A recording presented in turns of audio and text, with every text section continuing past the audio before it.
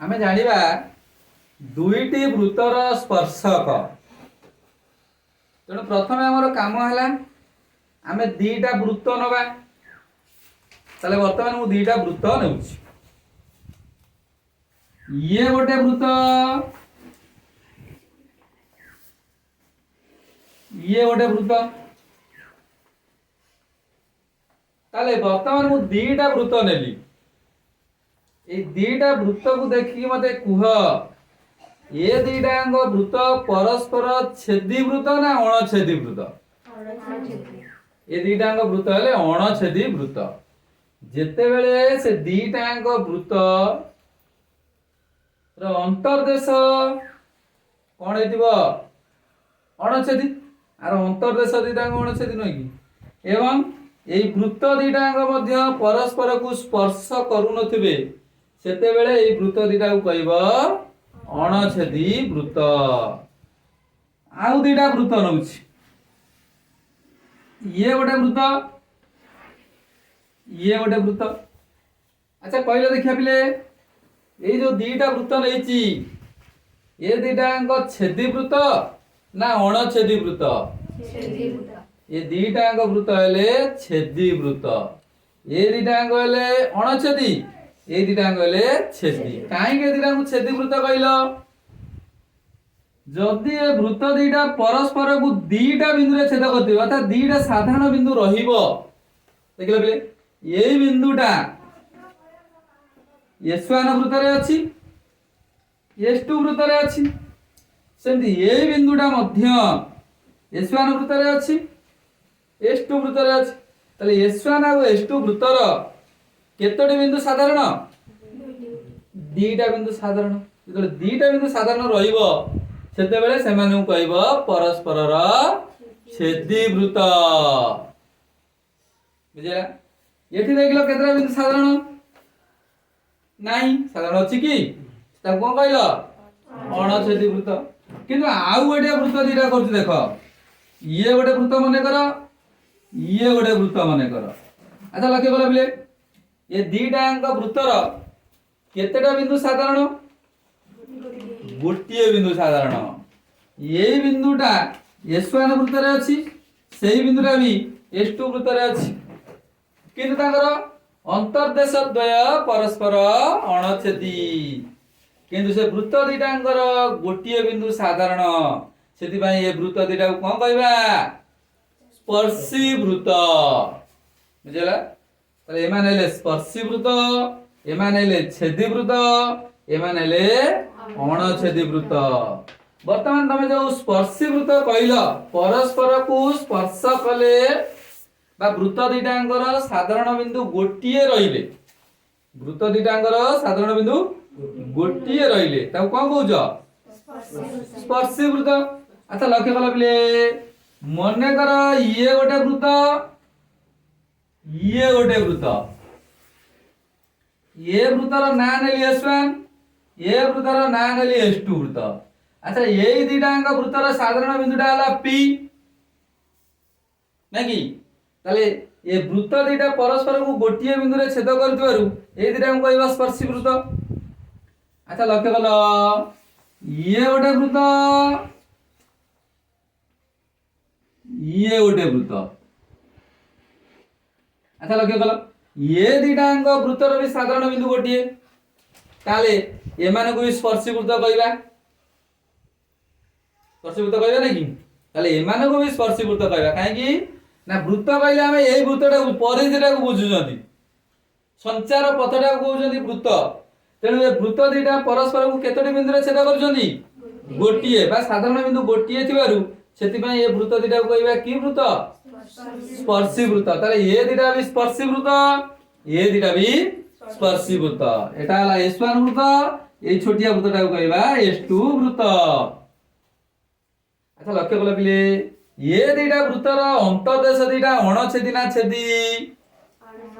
अणछेदी। ये दीटा वृत्तर अंतर्देश द्वय छेदी ना अणछेदी? छेदी। जेते बेले दीटा वृत्त परस्पर स्पर्शी वृत्त, दीटा परस्पर स्पर्शी वृत्तर अंतर्देश द्वय छेदी हला, ସେତେବେଳେ ଏ ବୃତ୍ତ ଦିଟାକୁ କହିବା କି ବୃତ୍ତ? ଅନ୍ତଃସ୍ପର୍ଶୀ ବୃତ୍ତ। ବୁଝିପାଇଲ? ଏ ଦିଟାଙ୍କ ବୃତ୍ତକୁ କଣ କହିବା? ଅନ୍ତଃସ୍ପର୍ଶୀ ବୃତ୍ତ। ସ୍ପର୍ଶୀ ପୁଣି ଅନ୍ତର୍ଦେଶ ଦ୍ୱୟ ଅଣଛେଦି, ସେଥିପାଇଁ ତାକୁ କହିବା ଅନ୍ତଃସ୍ପର୍ଶୀ ବୃତ୍ତ। କିନ୍ତୁ ଏ ବୃତ୍ତ ଦିଟାକୁ କଣ କହିବା? ସ୍ପର୍ଶୀ କିନ୍ତୁ ଅନ୍ତର୍ଦେଶ ଦିଟାଙ୍କ ଅଣଛେଦି ହେଇଥିବାରୁ ଏ ଦିଟାକୁ କହିବା କଣ? ବହିଃସ୍ପର୍ଶୀ ବୃତ୍ତ।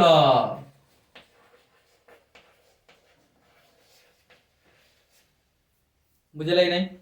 ଆଉ ଏ ଦିଟାକୁ କହିବା କି ବୃତ୍ତ? ସ୍ପର୍ଶୀ ନା ବହିଃସ୍ପର୍ଶୀ ନା ଅନ୍ତଃସ୍ପର୍ଶୀ? ନା, ଏଠି ଯେହେତୁ ଏମାନେ ପରସ୍ପର ଗୋଟିଏ ବିନ୍ଦୁରେ ଛେଦ କରୁନାହାନ୍ତି, ଦିଟା ବିନ୍ଦୁରେ ଛେଦ କରୁଛନ୍ତି, ତେଣୁ ଏଟାକୁ କହିବା ଛେଦୀ ବୃତ୍ତ ହେଲା। ଆଉ ସେ ସାଧାରଣ ବିନ୍ଦୁ ନଥିବ କି ଅନ୍ତର୍ଦେଶ ଦ୍ୱୟ ଛେଦ କରୁନଥିବେ, ତାହେଲେ ସେତେବେଳେ ସେ ଦିଟାକୁ କି ବୃତ୍ତ କହିବା? ଅଣଛେଦୀ। ଗୋଟେ ଏଠି ରହିବ ଆଉ ଗୋଟେ ଯାଇକି ବହୁତ ଦୂରରେ ରହିବ, ତାହେଲେ ତା ଦିଟାଙ୍କୁ କଣ କହିବା? ଅଣଛେଦୀ ବୃତ୍ତ। ତାହେଲେ ଏବେ ବୁଝିଗଲ ଅନ୍ତଃସ୍ପର୍ଶୀ, ବହିଃସ୍ପର୍ଶୀ, ଛେଦୀ ଆଉ ଅଣଛେଦୀ ବୃତ୍ତ। ବାସ୍। ତାପରେ ମତେ କୁହ, ବର୍ତ୍ତମାନ ଲକ୍ଷ୍ୟ କର ପିଲେ, ଏଇଟା ଗୋଟେ ସରଳ ରେଖା ନେଲି। ଏଇ ସରଳ ରେଖାର ଯଦି ଏଇଟା ଗୋଟେ ବୃତ୍ତ ହୁଏ, ଏଇ ବୃତ୍ତ ଆଉ ଏଇ ସରଳ ରେଖାର କେତୋଟି ବିନ୍ଦୁ ସାଧାରଣ? ଗୋଟିଏ ବିନ୍ଦୁ ଯଦି ସାଧାରଣ ରହିଲା, ସେତେବେଳେ ଏଇ ରେଖାଟାକୁ ଏଇ ବୃତ୍ତର କଣ କହନ୍ତି? ସ୍ପର୍ଶକ।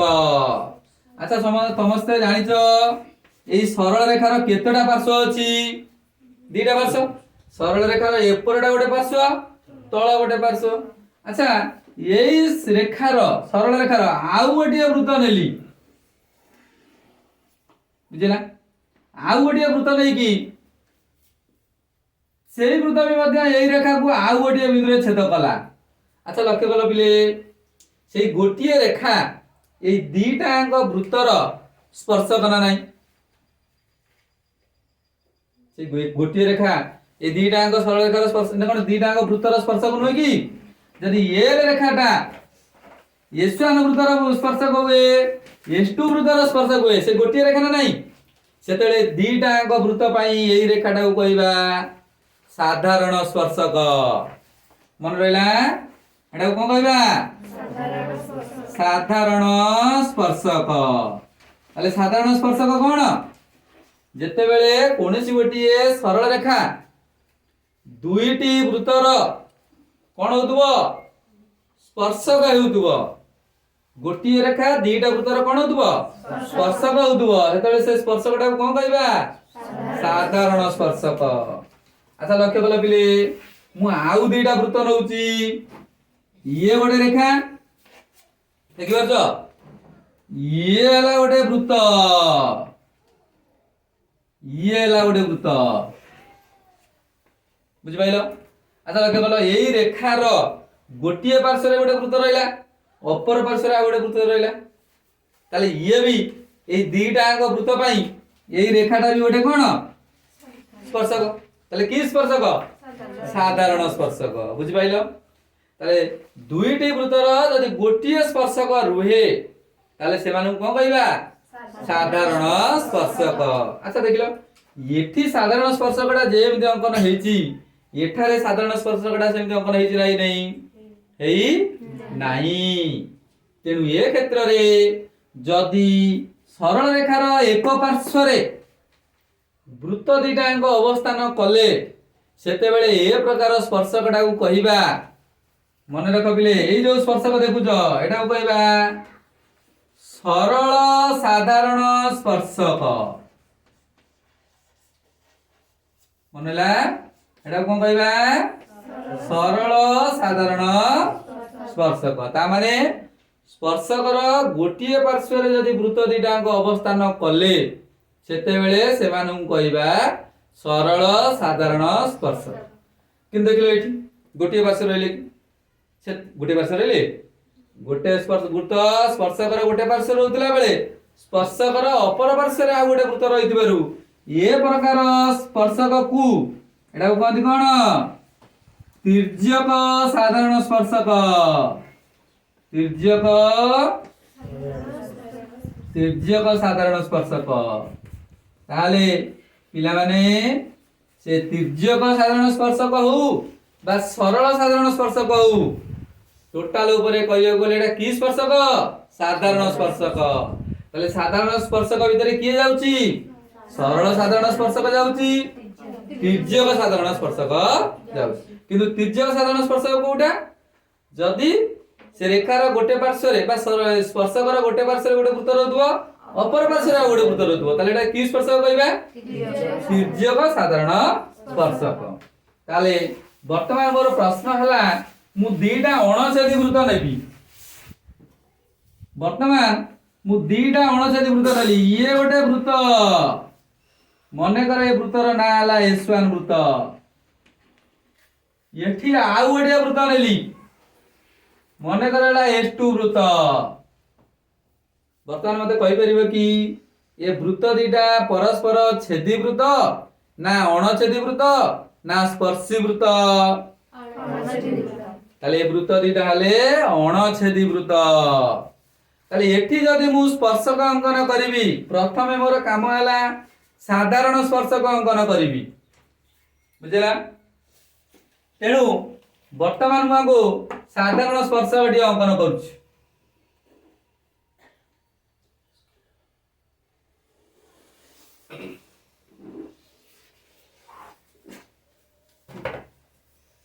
ताले वर्तमान मु जो रेखाटी अंकन कली से रेखाटा गोटे साधारण स्पर्शक ना नहीं काई केटा साधारण स्पर्शक कहबा कारण ए स्पर्शकर एक पार्श्व रे वृत्त दीटा अवस्थान कले सेमती मु आउ साधारण स्पर्शक अंकन करि परिबि ना नहीं करि परिबि नहीं आउ गोटे साधारण स्पर्शक अंकन करूछि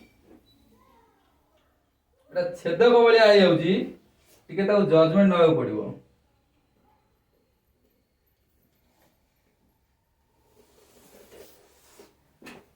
ताले वर्तमान जो रेखाटी अंकन कली ये भी गोटे स्पर्शक ताले वर्तमान केतोटी साधारण स्पर्शक रहिला ताले दुईटी साधारण स्पर्शक अंकन कली अच्छा एटा की वृत्त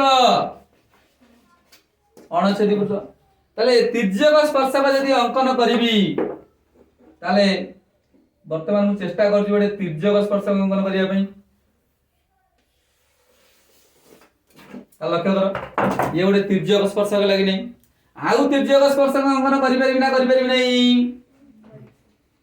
हम नै मने कर ए स्पर्शकटा हला L3 स्पर्शक आउ अंकन हबो आउ केमि अंकन करिबि एमि अंकन करिबि नै कि एटा हाथ रे अंकन कर दउछि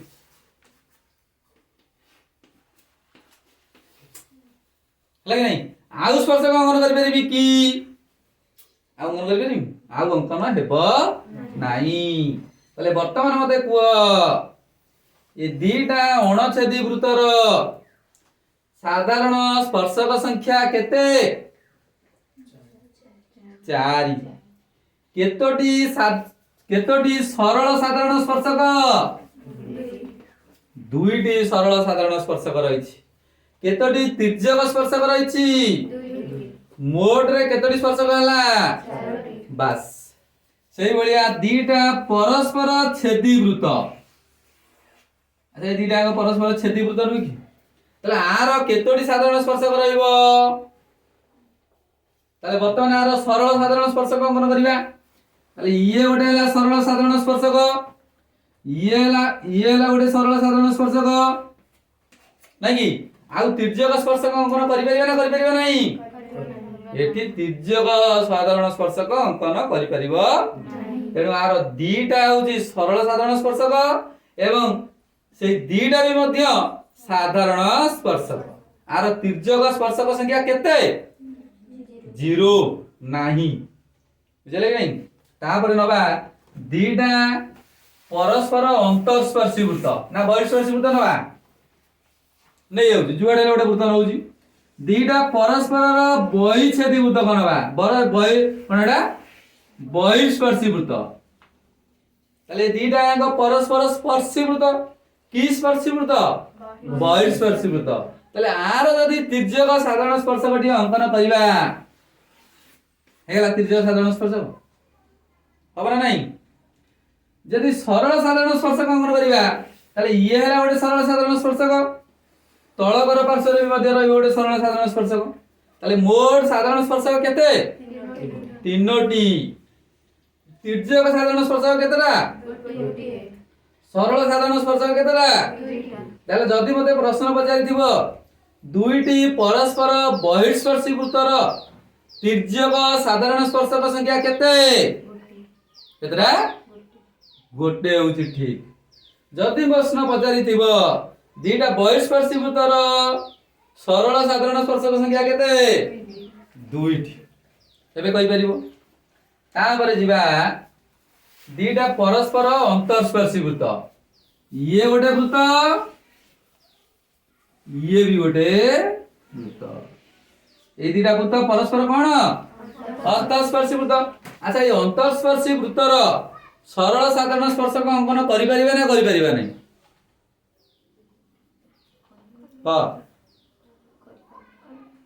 অঙ্কন করি পারিবে না করি পারিবা নাই? অঙ্কন করি পারিবা নাহি না করি পারিবা বে?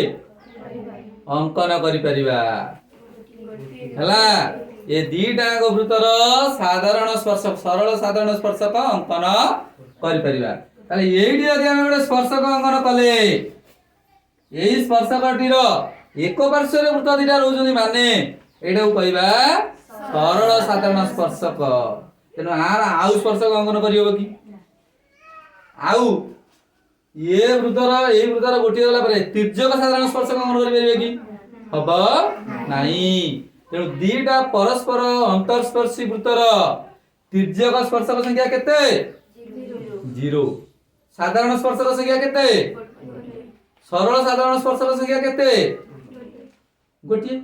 ସରଳ ସାଧାରଣ ସ୍ପର୍ଶକ ଯୋଉଟା ସାଧାରଣ ସ୍ପର୍ଶକ ବି ସେଇଟା, କାରଣ ସବୁ ତ ଗୋଟିଏ ଆଉ, କିନ୍ତୁ ତିର୍ଯ୍ୟକ ସ୍ପର୍ଶକ ନାହିଁ। ଏଇଭଳି ଭାବରେ ଆମେ ଦିଟା ବୃତ୍ତର କଣ ନିରୂପଣ କଲେ? ସ୍ପର୍ଶକ ସଂଖ୍ୟା ଜାଣିଲେ। ତିର୍ଯ୍ୟକ ସ୍ପର୍ଶକ ଆଉ ଗୋଟେ ହେଲା ସରଳ ସାଧାରଣ ସ୍ପର୍ଶକ।